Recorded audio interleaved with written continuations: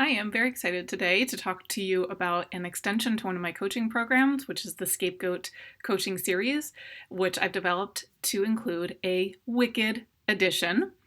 I just watched the Wicked film with my children and realized that there were so many commonalities with the work that I do around healing the scapegoat being self-differentiated women leaders who have a deep sense of empathy, who become the lightning rod of unhealthy and toxic systems. And in the case of Wicked, of course, Elphaba personifies that identity in ways that are extremely powerful. And the coaching clients that I've worked with in my coaching series in the past have often brought up the storyline of Wicked in ways that I just knew I could not ignore any longer. And so I've put together an extension program, sort of a special edition of my coaching series for scapegoating and healing the scapegoat that I'd like to share with you today. So I'll give a brief overview of some of the parallels with the story of Wicked and the experiences of self-differentiated women leaders that I work with. And this is through the lens of a really important French philosopher, René Girard, whose work on the scapegoating mechanism really provided the foundational theoretical base for my doctoral research on the scapegoating of empathetic, self-differentiated women leaders. So Girard looks at what's known as mimetic theory, the ways in which human beings imitate each other and identify models around us that we want to be or become, which in many cases can be a healthy sort of teacher-apprentice relationship. But when there's a deep conflict and toxicity within communities, there can be really divisive friction, competition, and even violence between the model and those that sort of look toward that model. And that's called mimetic rivalry, the kind of rivalry that is created when there is a desire to be or become another person. And so the university depicted within Wicked has an environment of intense mimetic rivalry. People within that school system are all desiring to be some kind of sorcerer or sorceress. They have these very talented, gifted teachers that they look up to. But ultimately what happens with Elphaba coming in with her incredible powers, yet deep humility, she ultimately replaces the teacher, Madame Morrible, at the end of the movie, and becomes ultimately a threat to the key models within this movie, which are the wizard and Madame Morrible. So the journey, of course, is between Elphaba and Glinda, but it's also within the university itself, the tension between the community of animal faculty and human faculty.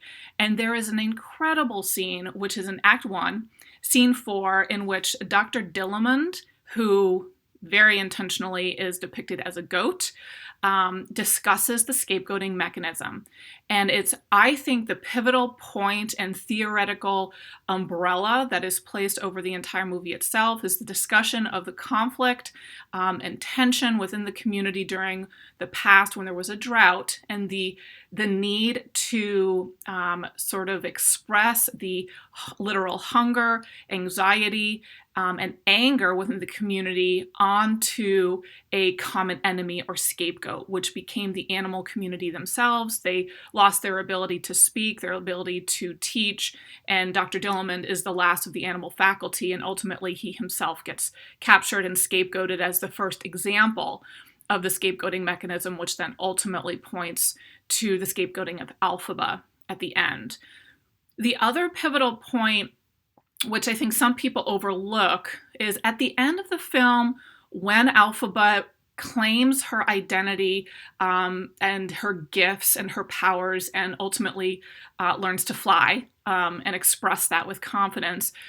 We see that as the climax, oftentimes with that incredible piece of music defying gravity. But really, I think the ultimate mirror that's held up to society and the ultimate climax is when Glinda really sort of turns against Elphaba. We see that she struggles with that. We see that she desires to maintain the friendship. We see that she sees the goodness in Glinda. But there's a powerful phrase in that song in which Elphaba says that Glinda's desire for ambition caused her ultimately to become in submission to Madame Morrible. So ultimately, Glinda chooses the love and affection that she's so long desired from Madame Morrible over supporting her friend and speaking out on the injustice that happens to Elphaba.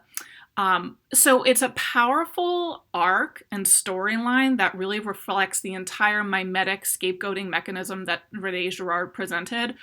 There are a lot of nuances within that, which I will go through with my clients and have already in the past as they've brought these parallels to me. But it's a really helpful lens through which to understand the scapegoating mechanism and also how to heal as a scapegoat. And again, there's moments of that at the end of the film where Elphaba is falling before she reclaims her strengths and ultimately flies. She's falling and tumbling down from this broken glass ceiling. Again, the parallels and metaphors there are so powerful. But she encounters her child self. And it's in that moment when she encounters her child self, embraces her difference in relation to others, and accepts her, that she's ultimately able to reclaim that strength and the qualities that ultimately caused people to turn against her because she was different, she was self-possessed, she was her own person. And she really reclaims that in a powerful way as she identifies her inner child. She also accepts that she may be doing this path on her own. She says in those lyrics again that she would rather fly alone and be free than to be part of this dysfunctional and toxic system. So there's a lot of realization for healing within those who have been scapegoated, is the realization that one's inner circle of trust in many cases diminishes and becomes smaller and closer knit with people that you can trust, with people that can identify your strengths and not feel threatened by them. People who do not want you to sort of maintain who you have been at the cost of who you are feeling called to be. So there's a lot of spaciousness in the Elphaba story, but ultimately one in which this original community and in Oz and in the university ultimately do turn against her and sort of celebrate her demise. And this is actually something as well that Gerard pointed to, which is once the scapegoat is identified and expelled from the community, there is this very false sense of security, almost a catharsis that happens within the community that has had such division and friction that once the contagion is eliminated, there's this, again, this false sense of catharsis because you've gotten rid of the threat of the contagion.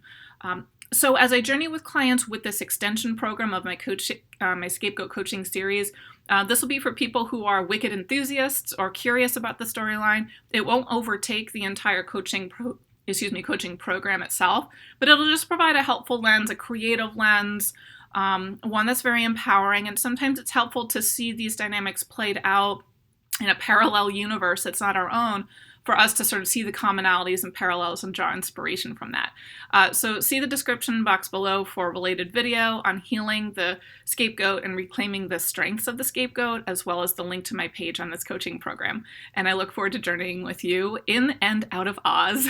Thanks. Bye-bye.